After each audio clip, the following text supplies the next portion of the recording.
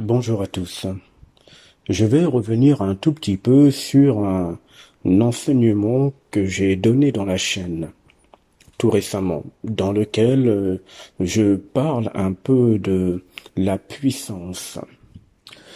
Je vais également parler ici de ce qui est vu comme étant la volonté. Et je vais aussi parler de ce qui est vu dans l'humanité comme étant les pouvoirs. Alors, il faut que le jeu des entités cesse. Cette manipulation grossière que ces êtres invisibles à l'œil humain font subir à l'humanité n'a que trop duré. Ces êtres-là qui ont osé se faire passer pour des dieux, pour des êtres fantastiques, pour des grands seigneurs, pour des archanges, pour des anges, pour des chérubins, bref, toutes ces entités qui s'amusent à manipuler l'être humain, à le dominer parce qu'elles sont invisibles, cette manipulation doit cesser. Il n'y a aucune puissance sur la terre. Aucune. Parce que la puissance ne provient que de l'esprit humain. Il n'y a aucun pouvoir que détient l'humain. Mais par contre, il y a l'illusion du pouvoir que les entités donnent à l'humain sous forme de contrat d'âme. Les entités vont donc mettre en place des événements qui vont donner à l'individu la sensation ou l'idée convaincante qu'il a des pouvoirs. L'humain n'a aucun pouvoir. Les pouvoirs appartiennent aux entités anti-hommes. Et le pouvoir, c'est l'art de fabriquer l'illusion. Donc c'est éphémère. La puissance appartient à l'esprit humain et provient des esprits dans les univers de liberté. Quand l'humanité a été plongée dans la tromperie de se dire que les femmes ont plus de pouvoir que les hommes ont plus de pouvoir que les femmes, ce jeu manipulatoire fait rigoler les entités parce qu'elles sont derrière tout cela. Il faut que vous sachiez que l'être humain physique, le corps physique que vous avez, ce n'est pas vous. L'humain est âme et conscience téléchargées, ou si vous préférez, incarnées, transférées dans des corps de chair. Quant à son esprit, l'esprit humain, il est tellement immense et puissant qu'il n'est pas dans cette dimension que vous appelez la Terre ou dans les régions astrales des entités. Que ce soit les 7 régions astrales, connues dans le monde religieux comme étant les 7 cieux, sachez qu'aucun esprit humain n'est présent dans cette terre. Si l'esprit humain était présent dans cette terre, dans les corps de chair, il n'y aurait jamais répétition, il n'y aurait pas ce que vous appelez la mort, il n'y aurait pas ce que vous appelez l'ennui, il n'y aurait pas ce que vous appelez, les cycles répétitifs, il n'y aurait pas ce que vous appelez le bien et le mal, il n'y aurait pas d'émotions qui dominent l'humain, il n'y aurait pas du tout ce que vous appelez la peur, il n'y aurait rien de tout cela, parce que l'esprit humain est éternel et il est créateur. C'est de lui qu'émane tout. Donc l'illusion du pouvoir, cette manipulation, maintenant je vais l'exposer ici. L'âme humaine est une mémoire énergétique. J'en ai parlé dans ma chaîne YouTube. La conscience humaine est la capacité de l'être humain dans son énergie à voir. En d'autres termes, vous ne voyez pas avec vos yeux de chair. Vous voyez à travers la conscience, c'est-à-dire que des images sont projetées sur votre conscience. Ces images-là, appelez-les les arbres, appelez-les les êtres humains, appelez-les les voitures, appelez-les tout ce que vous voulez. Ces images solidifiées sont projetées sur la conscience humaine. Et ce que la conscience humaine voit doit être enregistré. Et c'est enregistré par l'âme, puisque l'âme est le disque dur de la conscience. En tout cas dans ce plan terrestre. Donc l'âme ne peut avoir aucun pouvoir, elle n'en a jamais eu, ce n'est qu'un disque dur, ce n'est qu'une énergie d'enregistrement. La conscience permet de voir, c'est tout.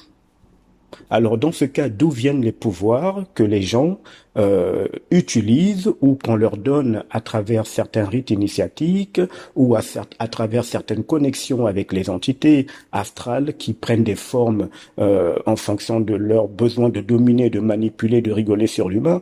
D'où viennent les pouvoirs? Les pouvoirs sont exclusivement en provenance et proviennent et sont pour les entités anti-hommes. Donc, il est illusoire de se dire que la femme est plus forte en termes de pouvoir que l'homme et l'homme est plus fort que la femme en termes de pouvoir. Je rappelle ici que les âmes sont réincarnées dans des corps différents à chaque fois. Chaque fois qu'un être humain décède physiquement, son âme, si elle ne sort pas de la roue astrale de la réincarnation, de cette manipulation grossière, eh bien, la mémoire de cette âme est effacée et elle sera transférée dans un autre corps. En d'autres termes, si dans ce siècle vous êtes incarné dans un corps masculin, lorsque vous allez décéder, si vous ne sortez pas d'ici, de cette manipulation, vous serez incarné dans un corps féminin, par exemple. Donc, ça devient complètement grossier de se dire que les femmes ont plus de pouvoir, les hommes ont plus de pouvoir. Vous avez joué les deux rôles. L'humain joue constamment les deux rôles, dans des réincarnations différentes. Est-ce que vous voyez comment ça se passe? Est-ce que vous voyez jusqu'où ces êtres-là, qui sont invisibles, se moquent de l'humain universel que vous êtes? Et le pire, c'est qu'elles sont tellement convaincantes dans leur illusion que les gens sont certains qu'ils sont nés, entre parenthèses, avec des dons, avec des pouvoirs, avec des capacités, bref, avec tout un tas de possibilités qui seraient utiles dans l'invisible. Aucune de ces facultés ne vient de l'être humain. Ce ne sont que des illusions. Parce que l'humain, dans son essence énergétique, dans ce qu'il est énergétiquement, n'est pas du tout un être de pouvoir. Il est un être puissant.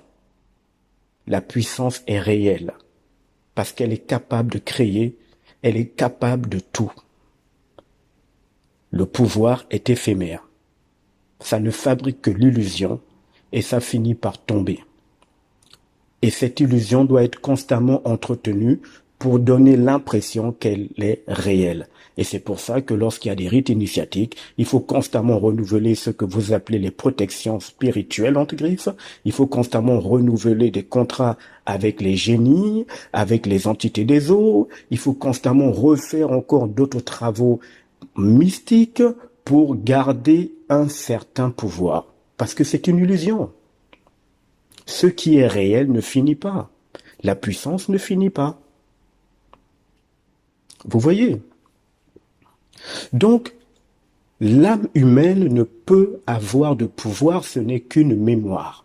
La conscience n'a aucun pouvoir, elle permet juste de voir. La puissance, par contre, est de l'esprit humain et provient de l'esprit humain.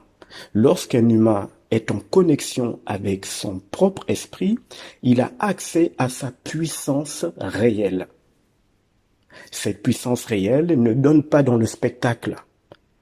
Elle ne va pas chercher à déraciner un arbre, elle ne va pas chercher à faire dans le spectacle en faisant descendre les éclairs, en bougeant la forêt ou en lévitant physiquement. Tout ça, ce sont des illusions. Cette puissance agit dans l'invisible de manière silencieuse, mais complètement frappante et destructrice pour les entités tel un éclair. Et c'est cette puissance silencieuse mais bien réelle dans les plans invisibles qui permet à l'humain de sortir de ce monde de la mort lors de sa décorporation. Et la puissance de l'esprit humain, c'est la puissance du savoir. La lumière de l'esprit est le savoir. Le savoir est créateur. Je ne parle pas ici, bien évidemment, de ce fameux savoir, entre parenthèses, planétaire qui est répandu dans les bancs de l'école ou dans tout ce que vous voulez comme circuit mémoriel. L'esprit humain n'a aucune mémoire et ne s'appuie sur aucune mémoire. Il est instantané. Tout ce qu'il fait est instantané et n'est jamais identique. Or, dans vos universités, dans vos écoles, dans vos traditions, dans tout ce que vous faites au quotidien, c'est toujours de la mémoire qui est transmise, recyclée, revue, retravaillée. C'est toujours pareil. Les entités se moquent sérieusement de l'être humain. Donc, chercher à avoir des pouvoirs est non seulement une illusion, parce que ce n'est pas vous qui manifestez ces pouvoirs, ce sont des entités qui les manifestent à travers vous, en vous donnant l'impression que c'est vous qui les manifestez. Et de deux, chaque pouvoir que vous cherchez est un contrat que vous signez avec certaines entités bien précises, et c'est surtout un contrat de renouvellement de la roue karmique de la réincarnation. C'est-à-dire que vous vous engagez à revenir encore sur la Terre dans des corps différents, avec bien évidemment la mémoire effacée, pour que vous ayez l'impression que vous venez de naître, que vous êtes né au XXIe siècle, que c'est la première fois que vous êtes sur la Terre, alors que vous avez toujours été sur la Terre. Vous êtes constamment revenu sur la Terre sous différents cycles de réincarnation.